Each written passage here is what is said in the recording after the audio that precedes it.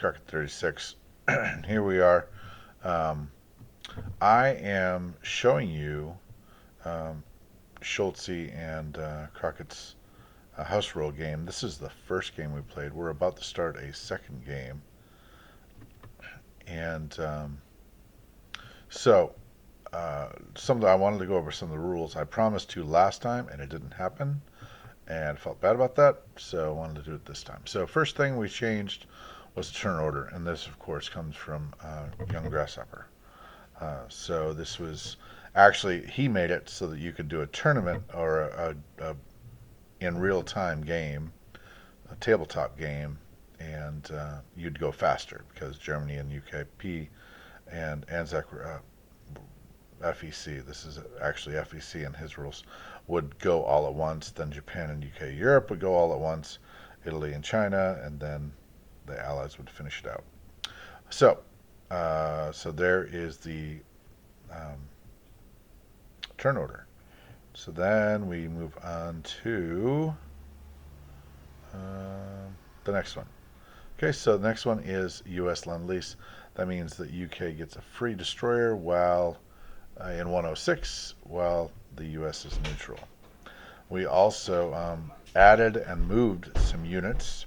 So let me explain that. Um, I'll see if he does in the video here.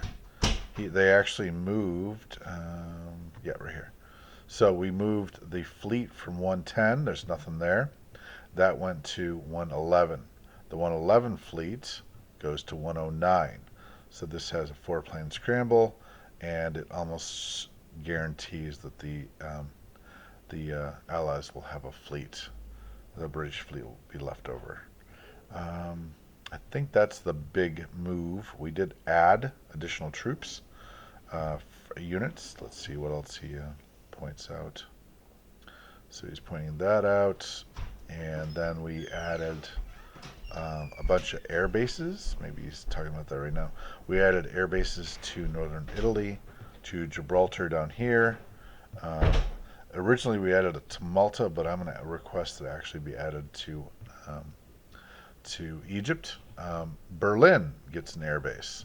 Now, there's reasons why this is um, not so. It's going to make Taranto obviously very impossible. Not even close to being possible. We do add a sub to 98, and we added a airbase to let's see to let's see if that does that. Nope, that doesn't do that. We added an airbase to Canada. I think that's it. Let me see here. So right here, there's airbase in Gibraltar. Yep.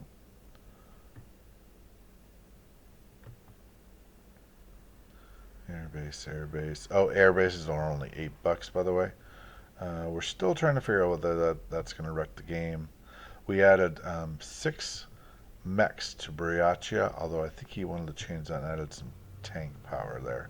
And basically what I told him was the IPC value ought to be the same, so might be $18 worth of something else. But right now, and I figured this somewhat symbolized the rail system.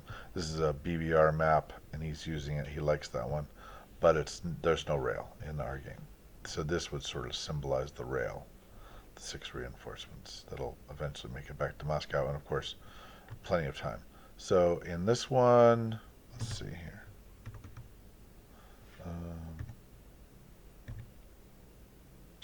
This one, I think he adds. Oh, there's a factory in the factory now is not in Sydney; it's in Queensland, and also 35 somewhere in there. 35 got a destroyer, Japanese, I think.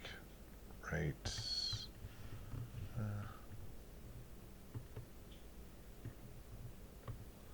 maybe right there. All right, let's continue. Oh, battleship, U.S. battleship on the East Coast. That's right, that was a big one for him. Um, and let's see. Oh, there's a sub right there in 98.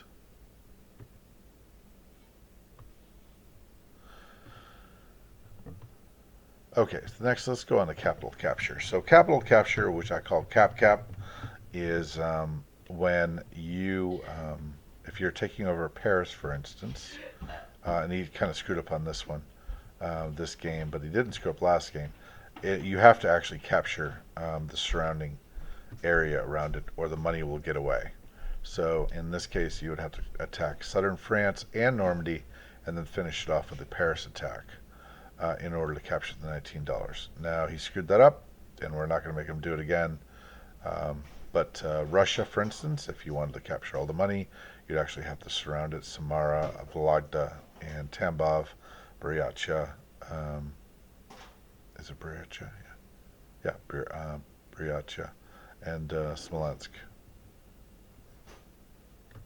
Okay, that's cap. And then politics. France won't surrender to UK neutrals. I'm sorry. France won't surrender to UK. It will surrender its IPC values to um, to America. So obviously, if the Germans take over Morocco, then UK takes it over. Yeah, they get the IPC. But but it doesn't remain in France the whole game. It can actually be translated into American income, which, by the way, gives you, I think it's $6 more in Africa, which puts America in almost into the 80s. Um, so that's cool. I think that's really cool. Oh yeah, Russia can declare war turn 3, and neutrals. I call this the newt. So cap is up here. This is newt. Neutrals stay neutral even if one is attacked. They are unrelated to one another. Uh,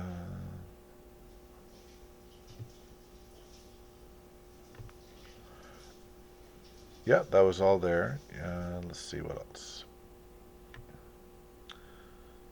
So obviously Spain and Portugal are not connected in any way, shape, or form.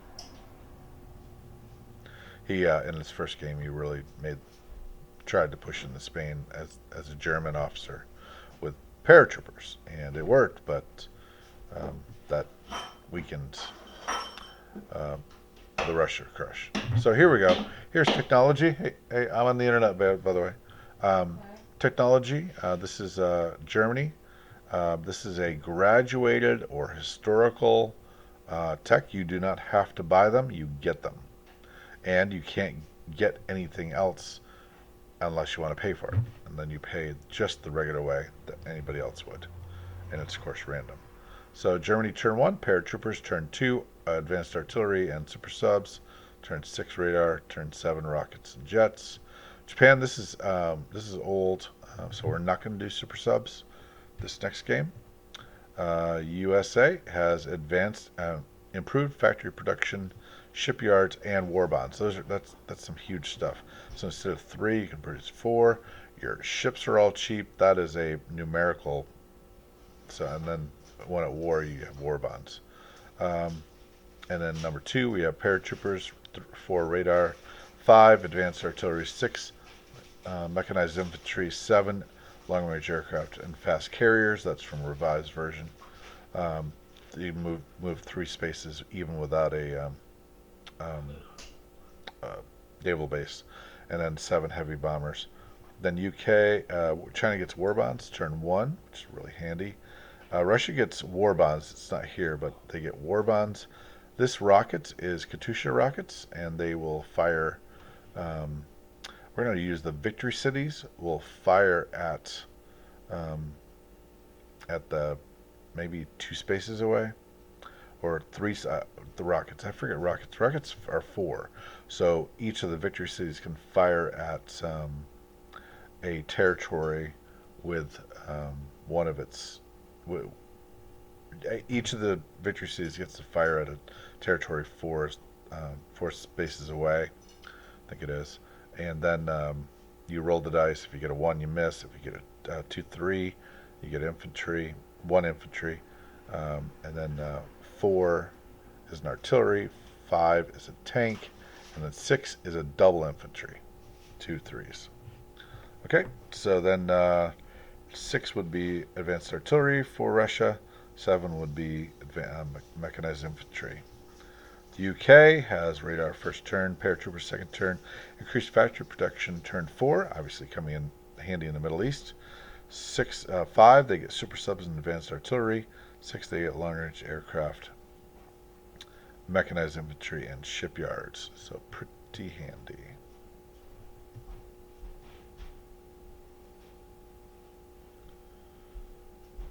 You want to be careful using your tech. These are things which are like salt and pepper, not obviously if they changed the game, then obviously they would be. If you could just use super subs and win the game, then the game is broke by super subs. So you don't want it that strong. We're a little concerned about that as far as paratroopers, and we may have to damper that down, since the rule is that 2 paratroopers, 2 infantry can use a paratrooper base and move 3 spaces. Now this rule set does not include the need for ground units, but I think we will settle on that. You have to have ground units to accompany the equal number of ground units to accompany it, so that is part of the rule set right now. Sorry. Okay, and that was his purchase. All right, so that is some explanation of the house rules that we are enjoying and putting out there, and we hope you enjoy it. This is crockett36 signing off, or signing off. Whoops. Okay, let's escape out of this. Nope.